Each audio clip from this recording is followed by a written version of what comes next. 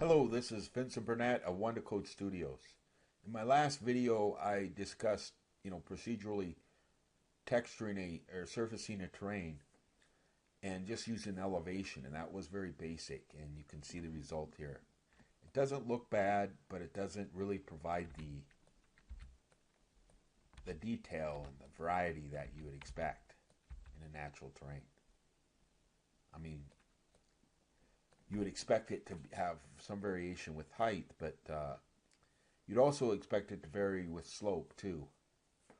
So now one way to include slope in the procedural calculations is to create a big node network and then create various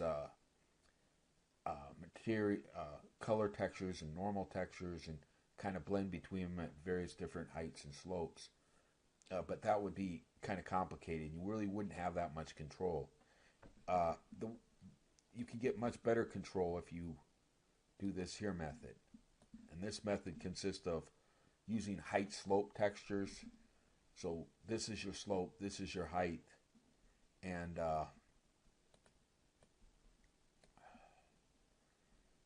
these colors correspond to material IDs.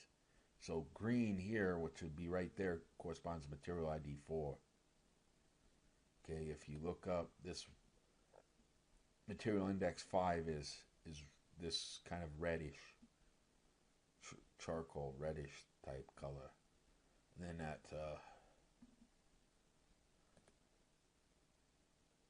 and then 6 is this here color.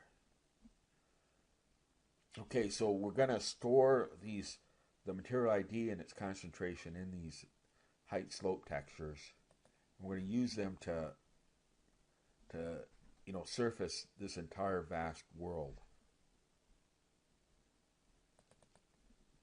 So let's see what it looks like. Let's go to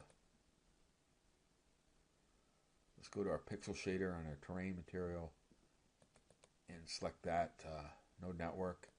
Let's look at that node network. Basically, it consists of the big nodes are this material properties, which samples those height slope textures, and also this color material texture.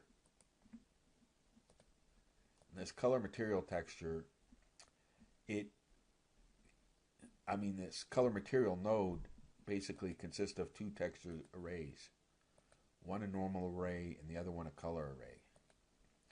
Okay, if you input a particular index, this corresponds to your material ID here. So 3, 4, and then you got 5. Okay, so it samples texture arrays for the color and the normal, and it sends it out to the deferred rendering engine, the result. Okay, let's see what it looks like. Press compile shader, and this is what it looks like. It provides really good detail, and it's also very efficient. It can basically surface an infinite amount of terrain, with a very small amount of memory, video card memory. Another thing is it's also editable. So remember what we're looking for. We're looking for the ability to generate a vast amount of content procedurally and then have the ability to go in and edit whatever part of that we wanted to and change it. So what we can do is we can go in and change.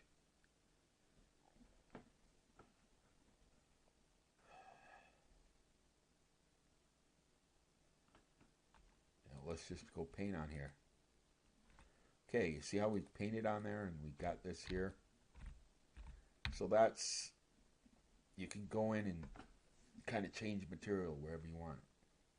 Okay, that's all for this. I mean, the problem with this terrain is we don't have still enough detail. We don't have any foliage or grass, or it's just soil, really. So let's fix that in the next video. Thanks. Bye.